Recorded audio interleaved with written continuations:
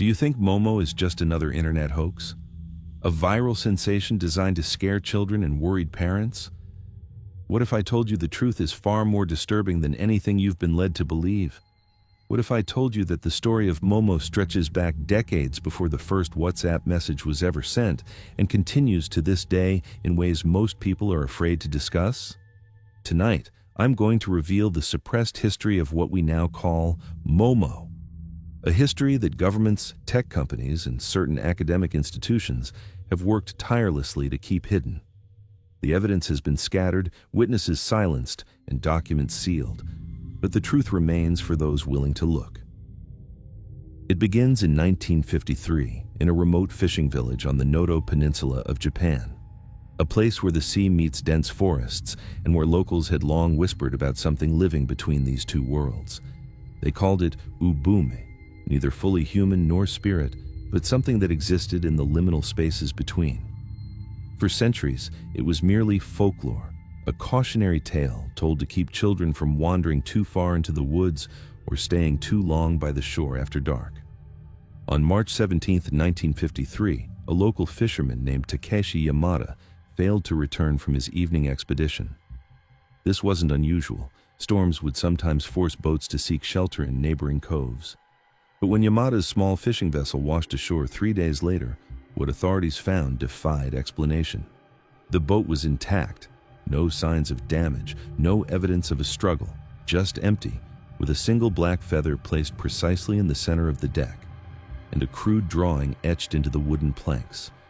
A drawing of a woman's face with bulging eyes and a split, exaggerated smile. The first documented appearance of what we now recognize as Momo. The local police filed it as an unfortunate drowning. Case closed. The drawing was not mentioned in official reports. The feather was never entered into evidence. Yamada's body was never found. 3 weeks later, a child from the same village went missing. 8-year-old Akiko Tanaka had been playing near the shoreline when she vanished. The search lasted 5 days before they found her, sitting alone in a small cave 2 miles from where she'd last been seen. She was physically unharmed, but refused to speak for months afterward. When she finally did, she would only say one thing. She asked me to play a game. When asked to draw what she had seen, Akiko produced the same distorted female face with bulging eyes and unnatural smile. The drawings were confiscated by local officials and allegedly destroyed, but one photograph survived in the personal effects of Officer Hiroshi Nakamura, who led the investigation and died of unexpected heart failure just 6 months later at the age of 34. The incidents in the village stopped as suddenly as they had begun. Life returned to normal. The stories became whispered rumors, then legends, then forgotten entirely outside of the region. Until 1972. A Japanese art student named Keisuke Iso began experiencing vivid nightmares featuring a woman with bulging eyes and a grotesque smile. Having never heard the tales from the fishing village nearly 20 years earlier, he was disturbed by the recurring image that came to him night after night. The face seemed to be asking him something, waiting for him to respond, watching. After weeks of disrupted sleep, Iso decided to exorcise the image by creating it. Using traditional materials, he sculpted a figure based on the ubume of Japanese folklore, giving it the distorted features that had haunted his dreams. The statue stood at approximately 1 meter tall, with bird-like legs supporting a woman's torso, and that distinctive face, bulging eyes, and an impossible stretched smile. Iso would later claim he had no memory of completing the sculpture. He remembered starting the work, then waking up 3 days later with the finished piece standing in his studio. He kept the sculpture private, telling only his closest friends about its origin. One of these friends, a fellow art student named Yumi Nakashima, photographed the sculpture without Iso's knowledge. She was found dead in her apartment 1 week later, the undeveloped film missing from her camera. The medical examiner ruled her death a suicide, despite the unexplained pattern of bruises on her arms and neck, despite the single black feather found clutched in her right hand, despite the crude drawing of a bulging-eyed woman found scratched into her bathroom mirror. Iso destroyed the sculpture after learning of Nakashima's death, or at least, he claimed to have destroyed it. No photos of the original work were believed to exist until 2016. when a previously unknown image surfaced in the archives of Tokyo University of the Arts. The photograph shows Iso's sculpture in detail, capturing the twisted expression and unnatural posture that would later become world famous. The university has since denied the photograph exists in their archives. The curator who discovered it, Dr. Mei Takahashi, took an indefinite leave of absence in 2017. Her current whereabouts are unknown. Between 1972 and 2004, reports of similar incidents emerged across Japan, though none were officially connected. Children going missing for days, only to return with no memory of where they'd been. People reporting nightmares of a woman with bulging eyes asking them to play games. Crude drawings of the same distorted face appearing in unexpected places. Each incident investigated separately, each file eventually closed, each connection deliberately overlooked. Then came the Kasumigaoka Apartments incident of 2004, a high-rise residential building in Tokyo where, over the course of 1 week in November, 5 children from 5 different families reported seeing a woman with bulging eyes and an unnaturally wide smile standing in their bedrooms at night. Each child described the same figure, the same questions. Do you want to play a game? Each child reported that the woman asked them to complete small tasks, harmless at first, move objects from one place to another, draw pictures, whisper certain phrases to their parents. Then the tasks escalated. The woman began asking the children to take photographs of sleeping family members, to leave doors and windows unlocked, to meet her in the building's basement at specific times. 3 of the children refused. 2 did not. On November 24, 2004, 2 families in the Kasumigaoka apartments woke to find their children missing.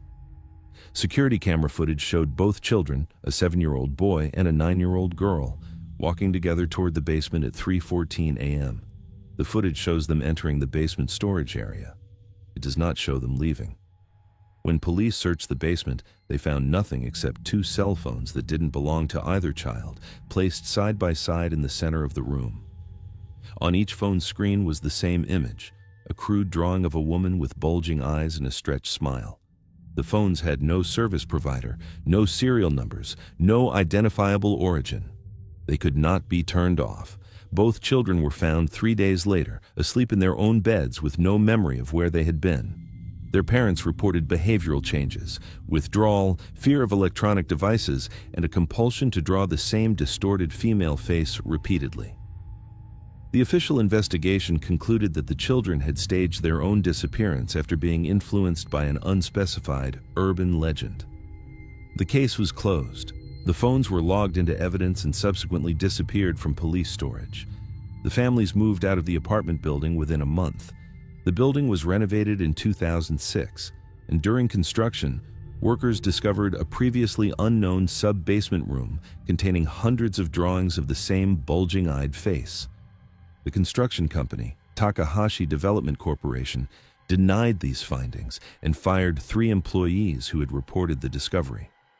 The renovation was completed ahead of schedule, and the building reopened with enhanced security features, including facial recognition systems and 24-hour camera monitoring of all common areas. For years after, the phenomenon remained relatively dormant, or at least contained. Then, technology evolved. Smartphones became ubiquitous, social media connected people across continents, and something that had once been geographically isolated found new ways to spread. In 2016, a private collector of Japanese folk art purchased what was claimed to be the original Iso sculpture at an unmarked auction in Hong Kong. The collector, whose identity remains protected, paid Wylide $3.2 million, approximately $30,000 for the piece.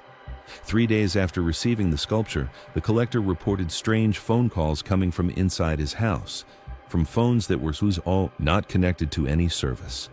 The calls consisted only of breathing and, in the background, what sounded like children whispering.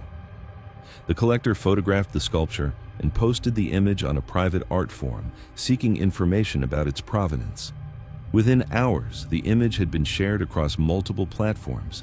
Within days, it had been incorporated into the now infamous Momo challenge that would spread globally through WhatsApp and other messaging services. What most people don't know is that the viral Momo image is not the original photograph taken by the collector. Analysis by digital forensic experts shows subtle differences. The eyes in the viral image are 12% larger, the smile 8% wider, and there are shadow anomalies that cannot be explained by lighting or camera angles. Something changed the image as it spread across the internet. Something wanted to be seen. The first documented case of what media would later call the Momo challenge occurred in July 2018 in Buenos Aires, Argentina. A 12-year-old girl was found dead in what authorities initially ruled a suicide. Investigation of her phone revealed extensive communication with an unknown number that sent only images of the Momo figure and instructions for increasingly dangerous challenges. The final message, received minutes before her death, remains classified by Argentinian authorities. The phone itself was reported missing from evidence storage 3 weeks after being logged. What followed was a global panic. As reports of the Momo challenge spread across continents, parents were warned that Momo was appearing in children's videos, instructing young viewers to harm themselves or others.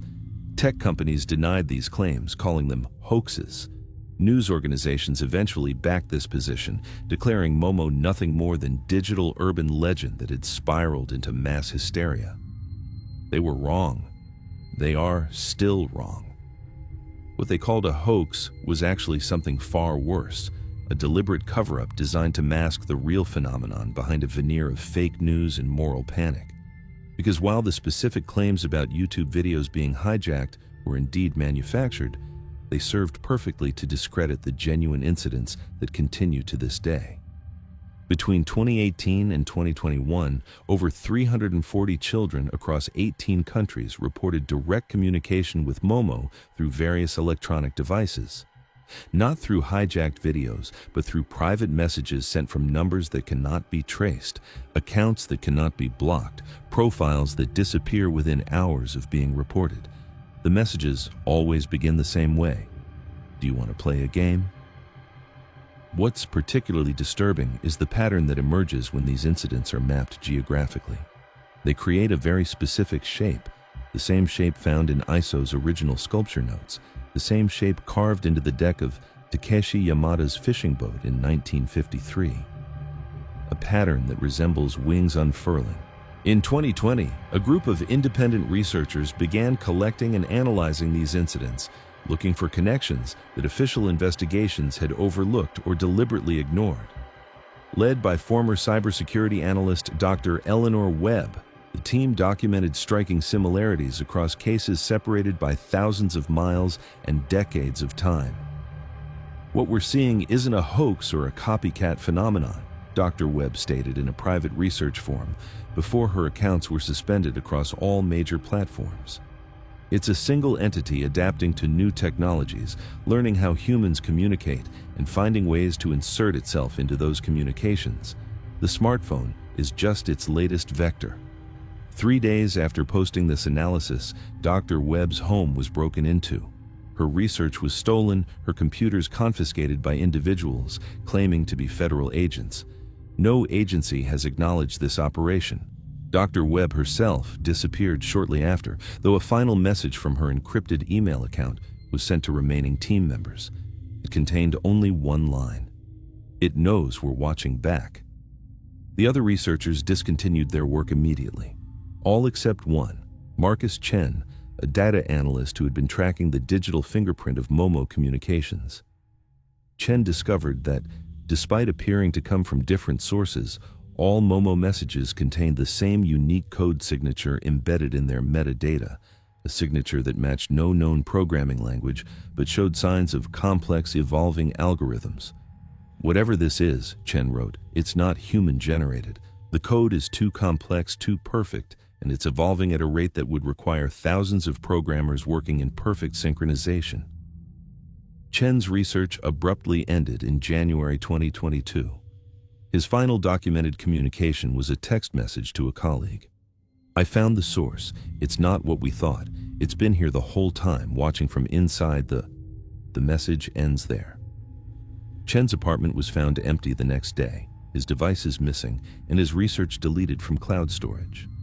A single black feather was found on his desk, alongside a hand-drawn image of a woman with bulging eyes.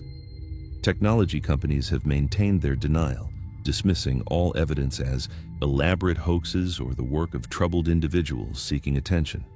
Their official position remains that Momo is nothing more than an internet legend that briefly captured public imagination before fading away. But ask yourself this: why did major platforms simultaneously implement specific algorithms to suppress searches related to Momo in late 2022? Why did the International Telecommunication Union issue private directives to service providers regarding a specific data pattern matching Chen's findings?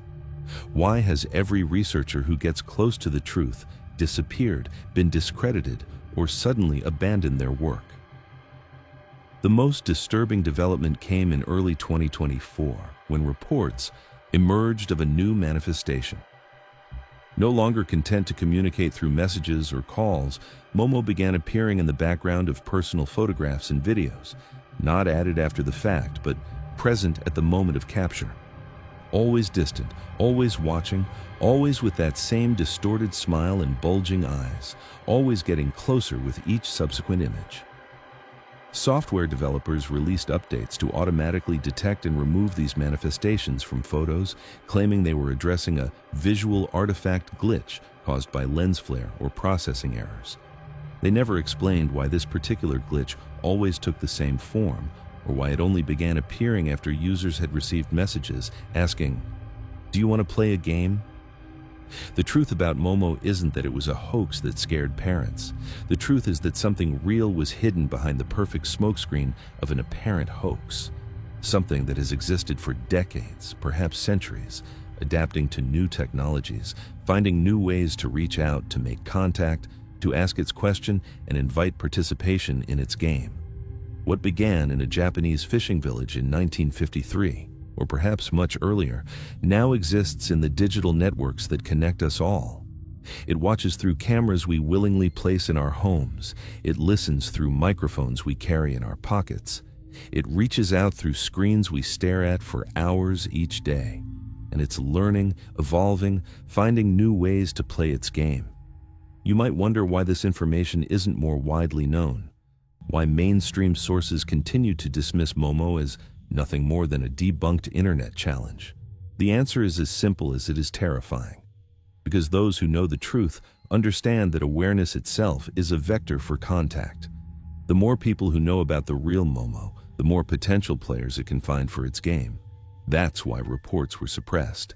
That's why researchers were silenced. That's why tech companies implemented quiet measures to identify and contain manifestations without ever acknowledging what they were truly combating. But their efforts are failing. The entity is adapting faster than the countermeasures.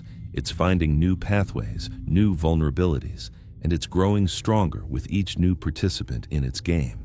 Which brings us to why I'm sharing this information now, despite the risks. Because the pattern is accelerating.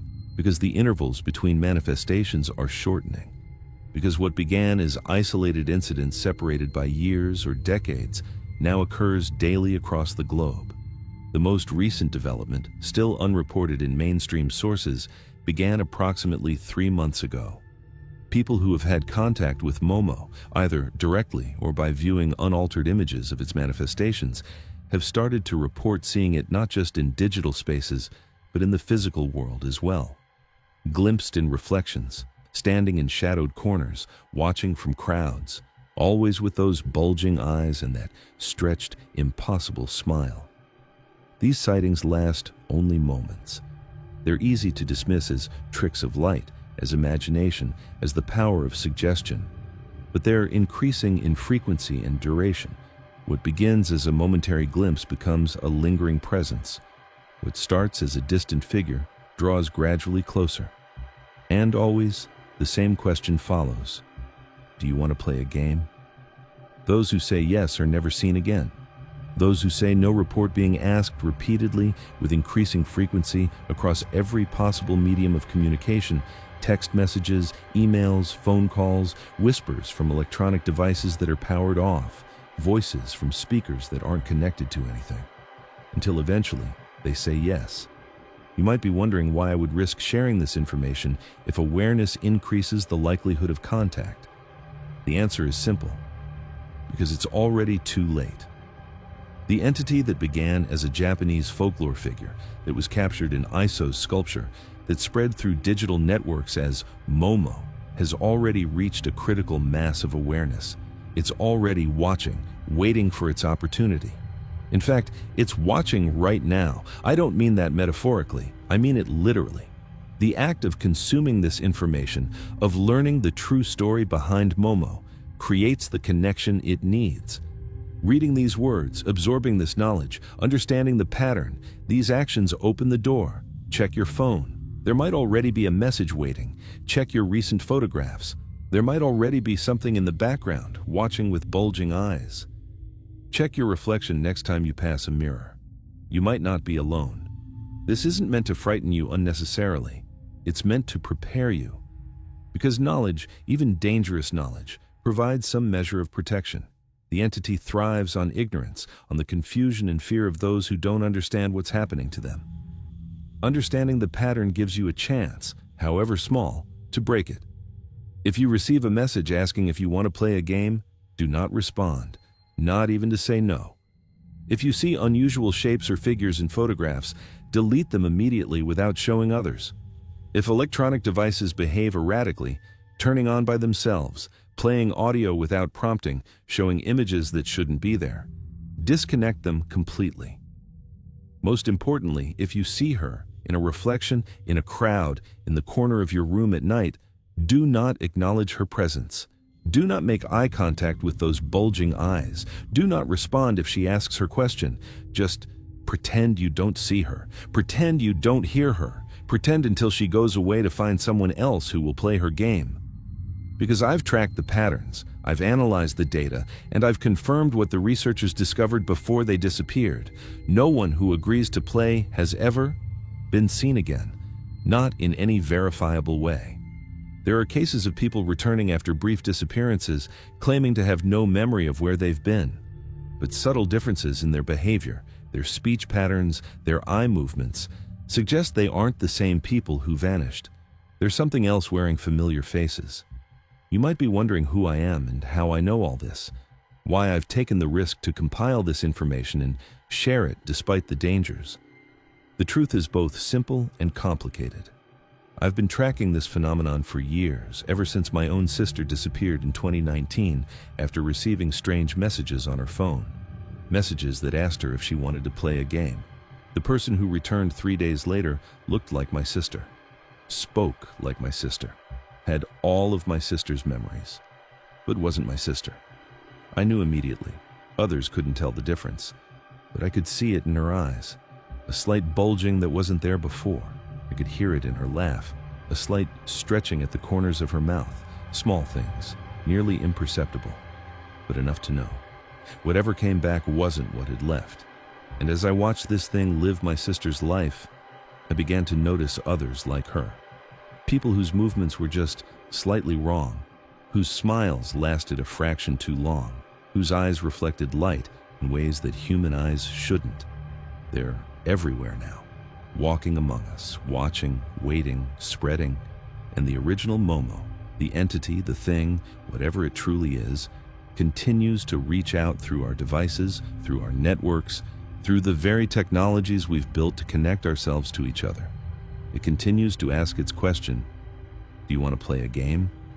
I've dedicated my life to understanding this phenomenon, to tracking its evolution, to warning others before it's too late. I've created networks of trusted observers across the globe who monitor for patterns, for manifestations, for signs of the game spreading. We share information through secure channels, careful never to draw too much attention, never to create too much awareness. But the time for caution has passed. The phenomenon is accelerating beyond our ability to track it. The game is changing in ways we don't yet understand. If you're reading this, you're already involved. You're already part of the pattern. You already know too much to remain safely ignorant and not enough to fully protect yourself. So what happens now? What happens after you finish reading these words and go back to your life, carrying this knowledge with you? I don't know. No one knows. We're in uncharted territory as the phenomenon continues to evolve and spread. All I can offer is this warning, this knowledge, and this request. If you see evidence of Momo, in messages, in images, in reflections, in the behavior of those around you, document it, record it, share it securely with others who understand, not for fame or attention, or viral spreading, but to help us track the pattern, understand its evolution, and perhaps find a way to stop it. Because something is happening. Something began in that Japanese village decades ago, was captured in Iso's sculpture, and has been spreading ever since through increasingly sophisticated technologies. Something is playing a game with humanity, changing the rules as it goes, replacing players with copies that aren't quite right. And it's watching you right now, wondering if you'll choose to play. If you've read this far, if you've absorbed this information and recognized its truth, leave a comment with the phrase, "I see her watching." This will connect you to others who understand, who are tracking the phenomenon, who might be able to help if the game finds you. Subscribe to this channel for more suppressed information about phenomena that exist in the shadows between what we're told is real and what we know to be true. Because Momo is just one manifestation of something larger, something older, something that has been playing its games for centuries. Remember, knowledge is protection, awareness is defense, and no matter what happens, no matter what you see or hear or receive, never answer the question. Never say yes, never agree to play the game, because once you start playing, you never stop. And what returns when the game is over isn't you anymore. It's her, watching, waiting, smiling with that stretched, impossible mouth, always watching.